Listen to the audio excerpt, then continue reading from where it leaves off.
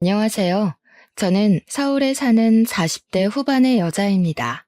사위는 백년 손님이라고 하고 며느리 사랑은 시아버지란 말이 있지만 시댁 식구들과 잘 지내는 게 그렇게 쉬운 일은 아니죠. 저도 그랬습니다. 제 아버지와 시아버지가 가장 친한 친구였는데도 말이죠. 저희 아빠와 시아버지는 바다마을에서 함께 자란 친구였어요. 여름이면 바다에서 살았다고 하죠. 저쪽 편으로 갈 때는 수영해서 건너다니곤 했다고 해요. 원숭이도 나무에서 떨어진다고나 할까요? 한 번은 아빠가 수영을 하다가 다리에 쥐가 나서 죽을 뻔한 적이 있는데 그걸 발견하고 구해준 사람이 저희 시아버지였습니다. 한 번은 시아버지가 잠깐 옆 동네에 간 일이 있었는데 시아버지의 어머니, 그러니까 시할머니가 밭에서 일하다 다리를 접질렸다고 해요. 시할머니를 병원까지 업고 간 것은 마침 시아버지 집에 놀러 갔던 저희 아빠였죠. 두 분은 18살에 함께 서울로 갔습니다. 별별 일을 다 해봤다고 해요. 배달도 하고 공장에도 다니고 열심히 돈을 벌었죠. 공장에 다니면서 같이 야간 학교에 다녀 몇 년 후에는 둘 다 번듯한 곳에 취직도 했고요. 그렇게 어렵게 일하는 도중에 두 분 다 짝을 만나 결혼을 했습니다. 단칸방에서 시작한 신혼생활. 아빠와 시아버지는 가까이 살며 서로 도우며 지냈다고 해요.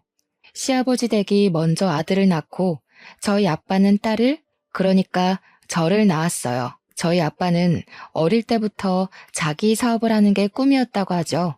회사에서 일하며 얻은 노하우를 활용해 공장을 열었고 운영이 잘 되어서 회사 규모를 늘려나갔습니다. 아빠가 성공하는 걸 본 시아버지도 사업을 시작했지만 몇 년 못 가 쫄딱 망하고 말았어요. 길바닥에 나앉게 된 시댁 가족을 도와준 건 역시나 아빠였습니다. 집 보증금도 대주고 취직도 시켜주며 재기할 수 있도록 도와줬다고 해요. 그런데 얼마 뒤 시아버지가 회사를 그만두고 또 식당을 차린다고 하자 아빠는 좀 화가 나셨나 봐요. 아이들도 어린데 또 잘못되면 어떡하냐고 하다가 그만 두 분이 말다툼을 좀 심하게 하신 겁니다. 그렇게 두 분은 멀어지셨어요. 시댁이 시어머니의 고향 쪽으로 가서 식당을 열면서 아예 연락도 끊기게 됐죠. 그렇게 15년이 지나버렸습니다. 외동딸로 사랑받으며 자란 저는 대학을 졸업하고 대기업에 취직을 했는데요. 거기서 저랑 취향도 잘 맞고 얘기도 잘 통하는 남자친구를 만났어요.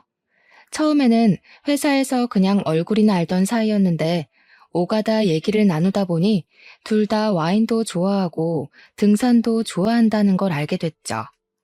같이 산에도 가고 와인도 마시고 하다 보니까 자연히 서로를 좋아하는 마음이 생겨 사귀게 되었죠. 어느 날부터인가 아빠는 제 남자친구 얼굴을 보고 싶다고 노래를 불렀습니다. 그래서 자리를 마련했는데 아빠는 남자친구 얼굴을 보고 깜짝 놀라더군요. 아니, 자네 이름이 홍지영이라고? 혹시 아버지 성함이 어떻게 되시나? 아빠, 왜 그렇게 놀래요? 아는 사람이에요? 아버님, 괜찮으세요? 저희 아버지 성함은 홍자, 석자, 우자입니다. 고향은 강원도 동해시고요. 할머니, 할아버지 다 돌아가시고 고향 가본 지는 10년도 더 됐다고 하시더라고요. 그래, 맞다. 네가 서구 첫째 아들이구나. 이제 보니 아기 때 얼굴이 남아있네. 크니까 아빠랑 더 똑같아졌구나. 너 어릴 때 아저씨가 기저귀도 갈아주고 그랬는데 기억 안 나겠지? 어? 아빠 친구 아들이라고요? 그것도 서구 아저씨라면 아빠 어릴 때부터 제일 친한 친구였던 그분? 앨범에서 많이 봤는데 그 서구 아저씨란 말이야?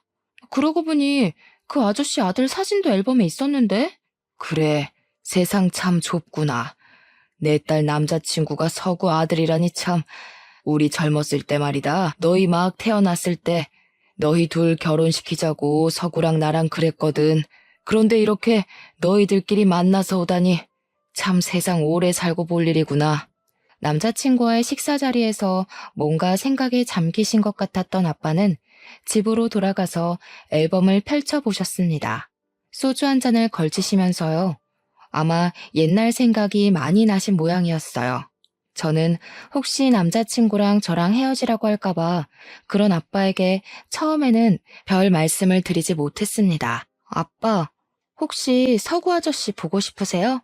요즘 매일 앨범만 들여다보시잖아요. 어떤 일로 서구 아저씨랑 안 좋아지셨는지 여쭤봐도 돼요? 그냥 뭐 별일도 아니었지 뭐. 내가 기분 나쁘게 말을 했어. 서구가 내 생명의 은인인데 말이다. 세령이 너 그거 아냐?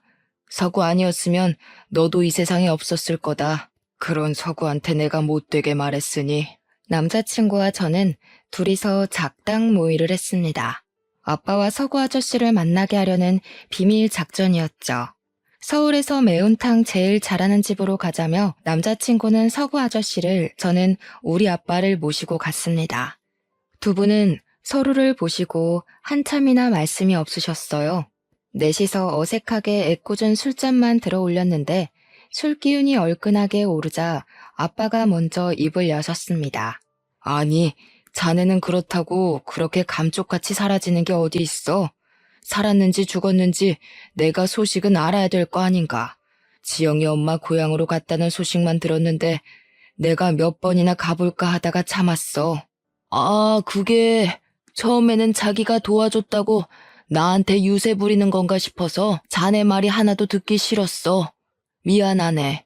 그런데 시간이 자꾸 지날수록 내가 속이 좁다는 걸 알게 됐어. 그런데 또 어머니 아버지 돌아가시고 고향엔 가기가 싫더라고. 도와준 사람한테 외려 큰 소리를 쳤으니 내가 무슨 면목이 있겠나. 연락을 하고 싶어도 못했지. 아니, 이 사람이 면목은 무슨.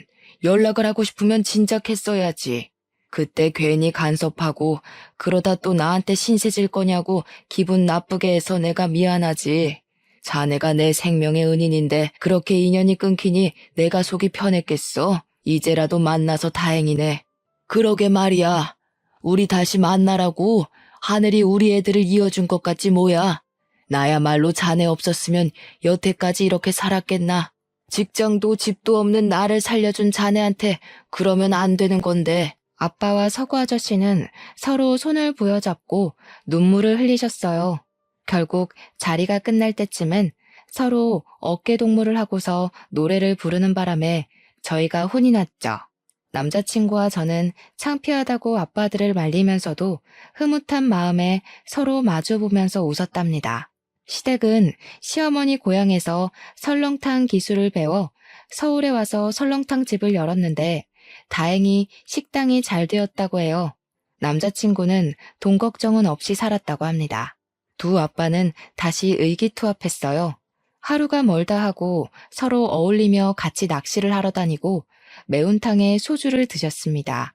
두 분이 매운탕에 소주 드시는 걸 워낙 좋아하셔서 저희가 술 좀 안 드시게 그만 만나셔야 할 것 같다고 말릴 정도였죠. 아, 괜찮다. 행복이라는 게 뭐 대단한 게 아니야. 내 소중한 사람들이랑 천년만년 어울리고 맛있는 거 먹으면서 살면 그게 행복이다. 나는 지금 너무 행복하다. 우리 딸은 어려서부터 아빠한테 행복만 주더니 남자친구를 사귈 때도 아빠를 이렇게 기쁘게 하는구나. 세령이가 어릴 때부터 애가 똑 부러지고 얼마나 이뻤어. 우리가 딸이 없으니까 세령이 보고 딸이 너무 이쁘다고 얼마나 부러워했냐. 이렇게 이쁜 딸을 우리 아들이 데려간다니. 정훈이 너 속 좀 상하겠다? 이 자식이 내가 우리 딸을 그렇게 순순히 내줄 것 같아? 우리 딸은 100만금을 줘도 바꾸지 않을 귀한 딸이라고. 딸내미 이쁘다고 시집도 안 보낼 기세네. 결혼해서 이쁜 자식도 낳고 살게 얼른 놔줘라. 세령아, 우리 아들 괜찮은 애다. 내 아들이지만 나보다 훨씬 나은 놈이야. 너희 둘이 잘 맞는다니까 내가 얼마나 기쁜지 밤에 잠이 안 올 정도라니까. 그러지 말고 이참에 결혼하는 게 어떻겠니? 아, 결혼이요? 저희는 아직 준비가 안 됐는데. 아직 26밖에 안 되기도 했고 아빠는 별로 원하시지 않는 것 같은데.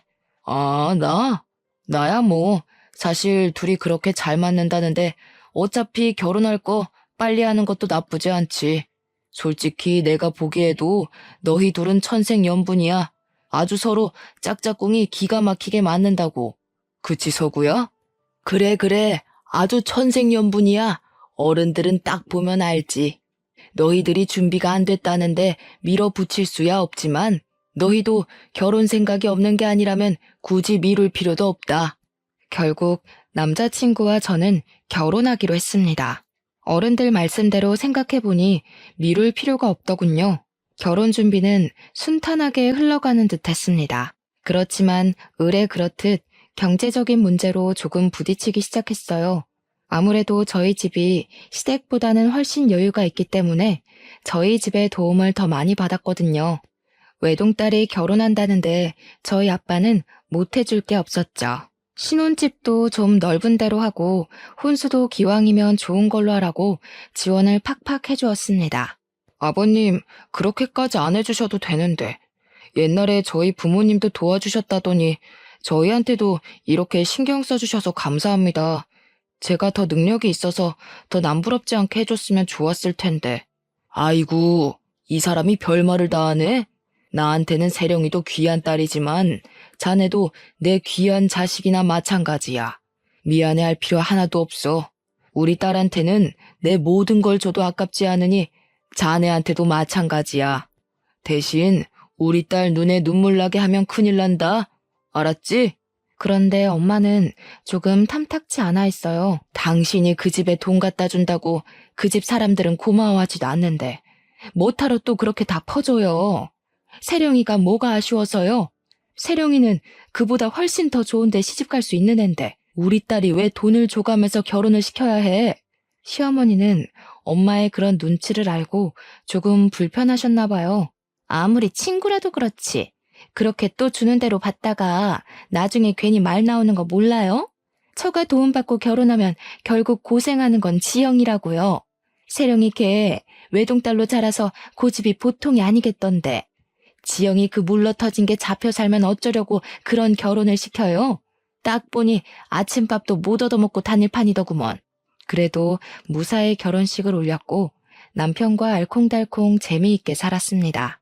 결혼한 지 얼마 안 되어 임신을 하고 예쁜 딸도 낳았죠. 그런데 시어머니의 우려는 결혼 후에도 점점 더 깊어졌나 봐요. 툭하면 제가 남편에게 밥상 한 번 안 차려준다고 출산 후에는 아기를 빌미로 아예 집에 들어와 감시를 했습니다. 아기는 자기가 볼 테니까 저는 남편 뒷바라지나 하라는 거였습니다. 아이고, 집안꼴이 이게 다 뭐야? 내가 잠깐만 집을 비우면 집이 아주 엉망이 되어버리지. 너는 대체 집안에서 하는 일이 대체 뭐야? 여자가 되어가지고 내 아들이랑 똑같이 아무것도 못하면 어떡하니? 이리네. 애는 내가 볼 테니까 너는 네 남편 밥이나 차려줘라. 어머니, 지금 저랑 남편이랑 똑같이 일하고 퇴근했는데 왜 저한테만 그러세요? 똑같은 회사에서 일하고 똑같은 차 타고 퇴근했다고요. 일 때문에 출산휴가 얼마 쓰지도 못하고 출근한 저는 안 보이고 아드님 밥 안 드신 것만 보이세요? 아이고 아이고 시어미한테 눈을 똑바로 뜨고 바락바락 대드는 것 좀 봐라. 어디서 배워먹은 버르장머리인지.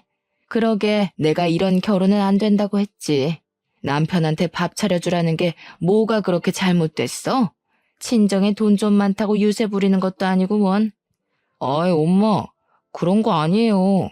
제가 할 테니까 엄마도 좀 쉬고 계세요. 우리 오면서 뭐 먹어서 배도 안 고파. 뭐야? 네가 대신 부엌 일을 하겠다고? 저거 남자가 되어서 물러 터져가지고 엄마가 잡혀 살지 말라고 누누이 말 안 했어? 제가 할 일을 왜 네가 대신 하니? 너도 정신 바짝 차려. 네 마누라한테 휘둘리면서 살지 말고. 집안의 기둥이 정신을 꼭 붙들어야 집안이 돌아가는 거야. 아니 엄마, 누가 잡혀 산다고 그래? 아이고, 네가 그러니까 답답이라는 거야. 그 인간들 둘이 똑같이 뭉쳐가지고 상황 파악 못하는데 너까지 그래? 지금 제대로 안 하면 평생 동안 너만 고생하는 거니까 그런 줄이나 알아. 어휴, 저거 휴지 뒹구는 것 좀 봐라. 애가 뭐를 주워 먹어도 이상하지 않겠다. 시어머니 말대로 집에서 귀하게만 자란 저를 집안일도 모르는 구박대기 취급하려는 게 정말 불편하고 화가 났지만 남편을 사랑하기 때문에 웬만하면 참으려고 노력했습니다. 하지만 쉽지는 않았어요. 아이가 더 커서 시어머니의 손길이 필요 없어져도 시어머니의 감시는 날이 갈수록 심해졌거든요. 제가 자기 아들을 굶길까봐 늘 노심초사였습니다. 저희 집 강아지가 분리불안이 있어서 저희가 남들보다 먼저 홈캠을 설치해 놓았거든요.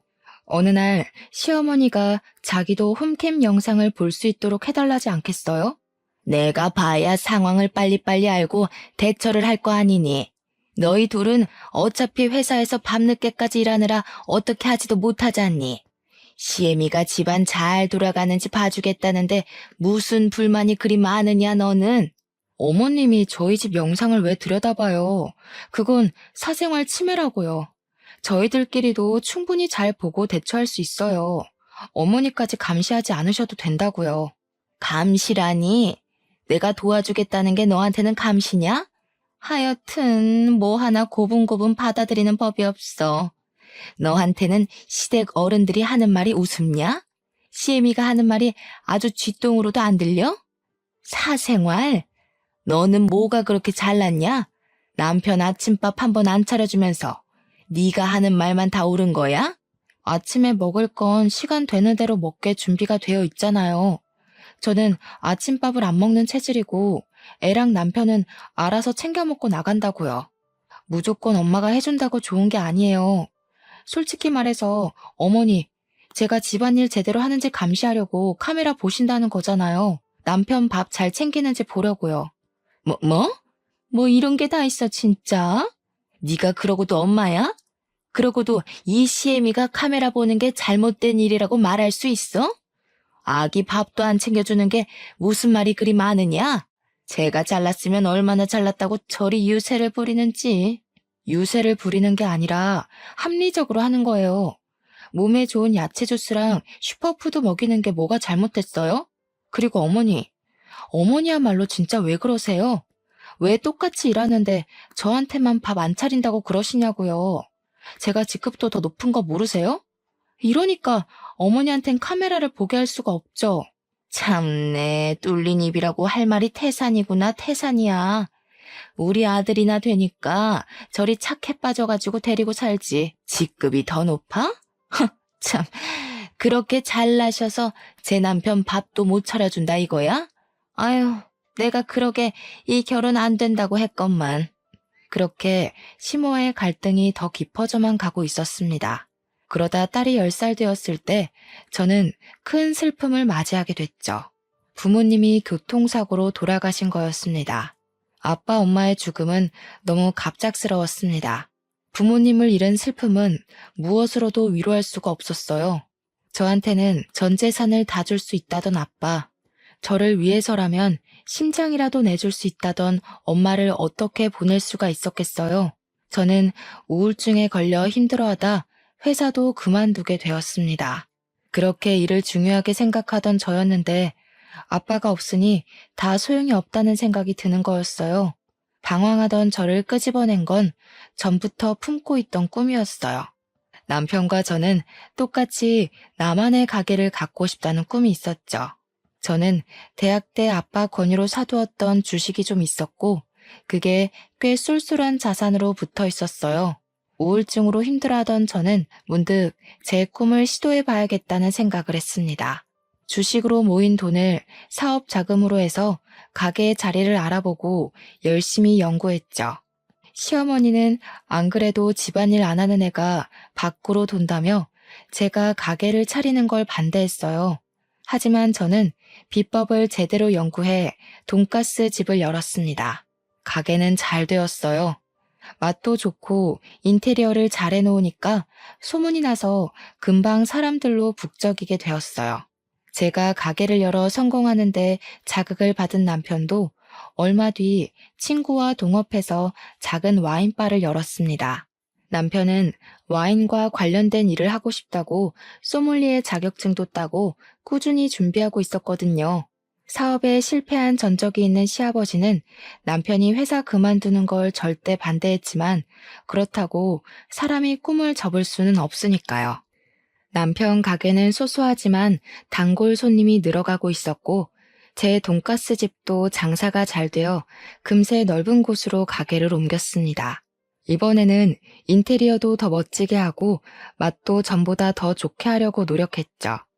저는 잠깐이라도 가게를 비우지 못할 정도로 가게 애착을 가지고 늘 청결하게, 친절하게 가게를 유지했습니다. 확장 이전한 지 얼마 안 되어 방송도 타게 되었죠. 그리고 저희 돈가스는 홈쇼핑에서도 팔리게 되었습니다. 제 이름을 걸고 말이죠. 돈가스는 날개 돋친 듯 팔려나갔어요. 안 그래도 일 중독 증세가 있었던 저는 눈코 뜰 새 없이 바빠졌습니다. 가게의 홈쇼핑 판매에 하나라도 제가 확인하지 않으면 불안해서 견딜 수 없었죠. 집에 가면 녹초가 되기 일쑤였습니다. 여보, 괜찮아? 어제도 잠도 얼마 못 자고 나가더니 또 이렇게 늦게까지 일을 했네. 조금 쉬엄쉬엄 해. 애도 맨날 엄마 보고 싶다고 난리야.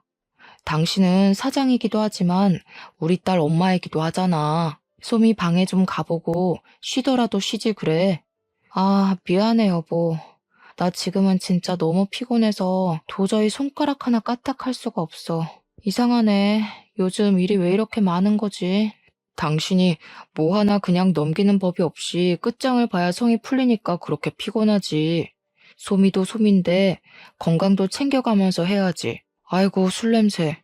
술은 또 왜 이렇게 마셨어? 장인어른이랑 장모님 돌아가시고 힘들어하던 게 일하면서 좀 풀리는가 싶더니 이건 이거대로 힘드네. 당신 나 때문에 힘들어? 미안해. 내가 집안일도 못하고 애도 잘 못 키워서. 그런데 나는 있잖아. 나 사업은 잘한다? 사업은 내 마음대로 할 수가 있거든. 그런데 시어머니는 안 돼.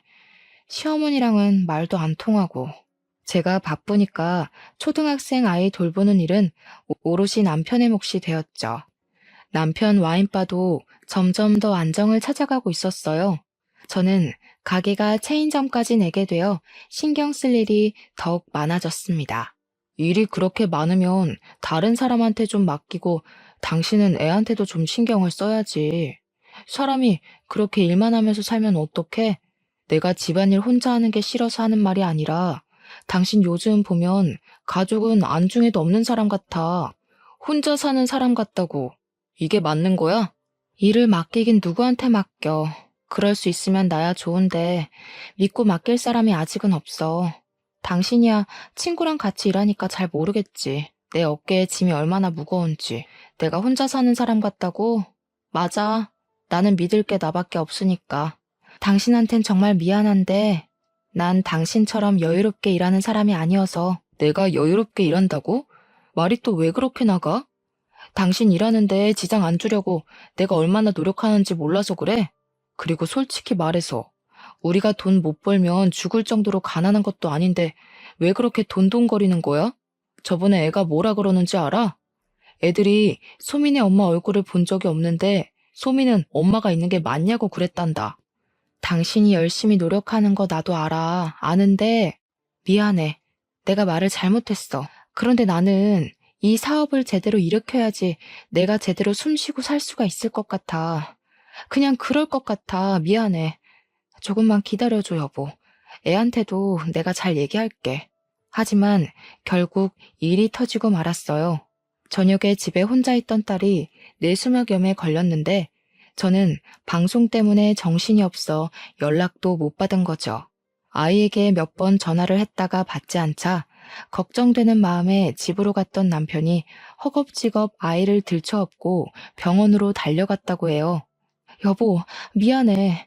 방송하느라 정신이 없어가지고 전화가 오는지도 몰랐네. 소미는 아직도 자고 있네. 당신 많이 놀랐지? 얼굴이 새하얗게 질렸어. 여보, 표정이 왜 그래? 죽는 거 아니래. 치료받으면 된다고. 죽는 거 아니라고? 치료받으면 된다고? 당신은 말이 참 쉽기도 하다. 죽지만 않으면 되는 거야? 정말 그래? 혹시라도 발견 못했으면 어쩔 뻔했어. 앞으로도 이런 일이 또 없으리라는 법이 있냐고. 당신이 그러도 엄마야? 애를 낳아놓고 죽지만 않으면 만사 오케이인 사람이 엄마 자격이 있냐고. 아이를 차에 싣고 가면서 남편은 많이 울었다고 해요. 13살밖에 안 된 아이를 집에 혼자 있게 한 게 미안하고 안쓰럽고 이런 상황에서도 연락이 안 되는 제가 원망스럽고요. 지금은 충분히 이해가 돼요. 하지만 그때는 남편이 쏟아내는 원망, 어린 말들이 저를 가시돋치게 만들었습니다. 그러면 안 됐는데 말이죠. 나는 그동안 노력을 많이 했어. 남편으로서, 아빠로서 부족하지만 최선을 다했다고 생각해. 능력 있는 아내 뒀다는 걸 자랑스럽게 생각하기도 했어. 애랑 같이 엄마는 집에는 잘 안 들어오지만 엄마들 중에 제일 멋있지 않냐고. 하지만 이건 아닌 것 같아. 너한테는 엄마로서의, 아내로서의 역할이 들어갈 자리가 없어. 결국 이혼 위기가 왔습니다. 한 번은 아이도 있고 쌓인 정도 있고 하니 어찌 넘길 수가 있었습니다. 하지만 두 번은 안 되었죠.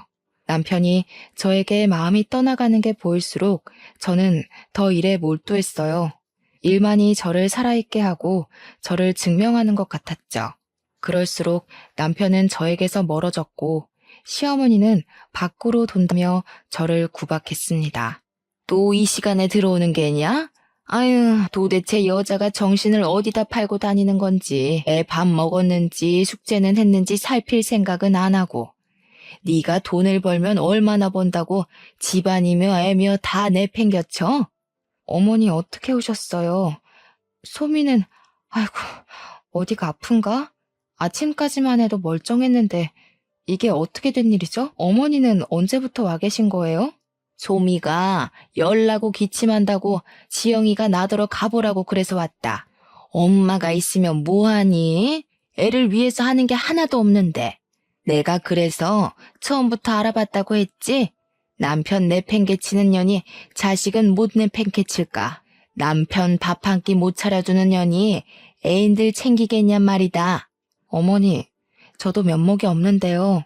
이번 일만 잘 넘기면 그래도 좀 여유가 생기니까 소미도 기다려주겠다고 했어요. 너무 그러시지 마세요. 집안에서 이런 대접받는 거 너무 힘들어요. 더 집에 들어오기가 싫어진다고요. 집에 들어오기가 싫어져? 집이 네가 들어오고 싶으면 들어오고 나가고 싶으면 나가는 곳이야? 왜? 엄마 노릇도 하고 싶으면 하고 안 하고 싶으면 안 한다고 그러지? 아, 그래서 그따위로 구는 거구먼. 이제 보니까. 그럴 거면 애를 왜 낳니? 왜 낳아? 그렇게 네 맘대로 낳고 네 마음대로 내팽개칠 거면 애를 왜 낳냐고. 시어머니가 구박하는 것도 모자라 이제는 시아버지까지 합세했죠. 애가 아픈 것도 모르고 나돌아다니는 것도 한두 번이지. 네가 무슨 대단한 사업을 한다고 집안을 내팽개치냐? 네 아버지가 그렇게 가르치디? 너만 식당 일해본 거 아니야. 우리 다 식당 일로 구르고 굴러서 이골이 박힌 몸들이다. 그렇다고 너처럼 애까지 내팽개치진 않았어. 남편도 저도 더는 버틸 수가 없게 되었어요. 딸한테는 정말 미안했지만 서로를 위해서 헤어지는 게 맞다는 생각이 들었습니다. 끝끝내 저를 식모 취급하려는 시어머니의 태도도 참을 수 없었고 시아버지까지 합세해 기름을 붓자 저는 도저히 견딜 수가 없게 되었습니다. 결국 딸아이가 중학교 2학년이던 해에 우리는 이혼을 하기로 했어요. 이혼 후 아이는 아빠랑 시댁에서 살게 되었어요. 이혼이 결정되던 날 저는 자고 있는 딸아이 방에 가서 아이의 이마를 쓸어보았습니다. 제가 나쁜 엄마라는 사실이 실감이 났습니다. 이렇게 금쪽 같은 딸이 있는데 난 뭘 찾자고 그토록 밖으로 돌았던 걸까? 하지만 뒤늦은 눈물은 아무 소용이 없었습니다. 저는 죄인이었고 제 죄값을 감당하는 건 오롯이 제 몫이었죠. 제가 할 수 있는 일은 아이가 보고 싶어 할 때 만나는 일뿐이었습니다. 그런데 딸아이는 어느 순간부터인가 엄마를 찾지 않았어요. 사춘기가 와서 그런 것 같아. 엄마 얼굴 보고 싶지 않다고 하더라고. 여태까지 얼굴도 못 보고 살았는데 이제 와서 시간 맞춰 보는 거 웃기다면서 굳이 찾아올 필요 없다고. 조금 시간 지나면 괜찮아질 테니까 너무 신경 쓰지 말고 일이나 열심히 해. 그 말대로 저는 일에 몰두했습니다. 할 일이 있으니 그나마 다행이라고 생각했죠. 그런데 또 일이 터졌습니다. 우리 돈가스에서 벌레 시체가 나왔다는 글이 인터넷에 올라온 거예요. 추락은 순식간에 일어나는 일이더군요. 이미지가 급격하게 나빠지고 매출은 말 그대로 곤두박질을 쳤습니다. 서서히 내려간 게 아니라 그 글이 올라온 시점까지도 상승 곡선을 그리던 매출이 어느 순간 뚝 하고 꺾여버리고 만 것이었죠. 결국 6개월도 안 되어 체인점들이 하나 둘 문을 닫았습니다. 저는 하루아침에 사업을 접게 되었죠. 사업이 망하고 저는 망연자실을 해버렸습니다. 모든 걸 잃었다는 생각에 강하게 사로잡혔어요. 넋이 나간 채 집에서 하루 종일 멍하니 있는 날이 많아졌습니다. 가만히 있으면 아빠 목소리, 엄마 목소리가 어디선가 들려오는 것 같아 집안을 두리번거린 적까지 있을 정도였어요. 우울증이 심해져 방 밖으로 나가지 않고 입맛도 급격히 떨어졌습니다. 그렇게 몇 달이 흘렀을까요? 전 남편에게서 전화가 왔습니다. 우리 딸이 엄마 걱정 많이 하더라. 조금 있으면 애 고등학교 입학식인 거 알지? 엄마가 와줬으면 좋겠다고 자기 입으로 말하더라고. 올 수 있지? 꼭 와야 해. 알았지? 남편의 말에 저는 수화기를 붙잡고 눈물만 흘렀습니다. 딸아이에게 제가 엄마로서 자격이 있었을까요? 하지만 딸이 저를 찾는다는 소리에 몸을 일으키지 않을 수 없었어요. 쏙 들어간 볼을 화장으로 가려 오랜만에 몸단장을 하고 꽃다발을 사들고 딸의 입학식에 갔습니다. 딸은 그새 키가 불쑥 커 있더라고요. 딸을 보자 또 눈물이 나서 저는 멀찍이 서 한참을 눈물을 훔치며 서 있었습니다. 엄마, 엄마, 왜 안 오고 여기 서 있어? 내가 친구들한테 엄마도 올 거라고 자랑했는데. 우리 엄마 얼마나 예쁜지 아냐고. 그러고 보니 정말 예쁘게 하고 왔네. 나 수석 입학이다, 엄마. 나 잘했지? 정말 잘했네. 우리 딸, 우리 이쁜 딸. 더 이뻐졌구나. 엄마가 해준 게 하나도 없는데도 이렇게 잘 커졌구나. 엄마가 미안해. 엄마가 잘못했어. 소미가 필요할 때 옆에 있어주지 못해서. 아이고, 좋은 날 왜 울고 그래요? 울지 말고 이 몸이 상 받는 모습이나 보시라고요. 뚝! 아이고, 이거 살 빠진 것 좀 봐. 내 살을 띄어서 주고 싶구만. 그래가지고 홍소미 엄마 노릇하겠어? 저는 딸의 입학식에서 그렇게 기쁨인지 후회인지 모를 눈물을 한 바가지 흘렸어요. 제가 딸에게 해줄 수 있는 건 많이 없었습니다. 하지만 몸과 마음이 아무리 힘들어도 딸이 부르면 언제라도 달려가려고 애를 썼죠. 그러던 어느 날 이번에는 전 시아버지가 저희 집에 찾아온 게 아니겠어요? 아버님, 어떻게 여기까지 오셨어요? 아이고, 추운데 뭘 또 그렇게 들고 오셨어요. 지금 집안 꼴이 말이 아닌데 들어오세요. 이거 참 또 욕먹겠네. 제가 요즘 이러고 살아요. 괜찮으니까 그냥 앉아라. 네가 속이 멀쩡하겠니? 청소 못하고 살 수도 있지. 그때 뉴스로 소식 듣고 네 걱정 많이 했다. 일 안 하면 죽는 줄 아는 애가 밥이나 잘 먹고 있는지. 소미 말대로 얼굴이 반쪽이 됐네. 그렇게 말라가지고 어떡하려고 그러냐? 엄마가 돼가지고. 저야 뭐 자업자득이죠. 남편이고 딸이고 내팽개치고 일만 하다가 벌 받은 거죠 뭐. 아버님 말씀이 다 맞았어요. 제가 무슨 대단한 일을 한다고 엄마 노릇도 안 하고 그렇게 일에 몰두했는지 지금 생각해보니 저도 잘 이해가 안 되지 뭐예요. 어이구, 부모를 한순간에 잃고 네가 정신이 제정신이었겠니? 마음이 허전한 걸 일로 채우려 그랬던 것을. 정훈이랑 그렇게 되고 네가 힘들어하는 거 알면서 우리가 도움도 못 되어주고 지금 생각해보니 내가 정훈이한테 면목이 없구나. 그건 그렇고 밥은 먹었냐? 내가 지영이 애미한테 말해서 너 좋아하는 잡채도 해달라 하고 소미가 너 좋아한다고 부침이도 해줬단다. 아니에요, 아버님. 아무리 그래도 제가 그러면 안 되는 거였는데 결국 신기루처럼 사라져버릴 것을 왜 그렇게 집착했나 모르겠어요. 그래도 저 없이 소미 돌봐주셔서 감사해요. 제가 더 면목이 없죠. 너 그렇게 가고 나도 생각을 많이 해봤다.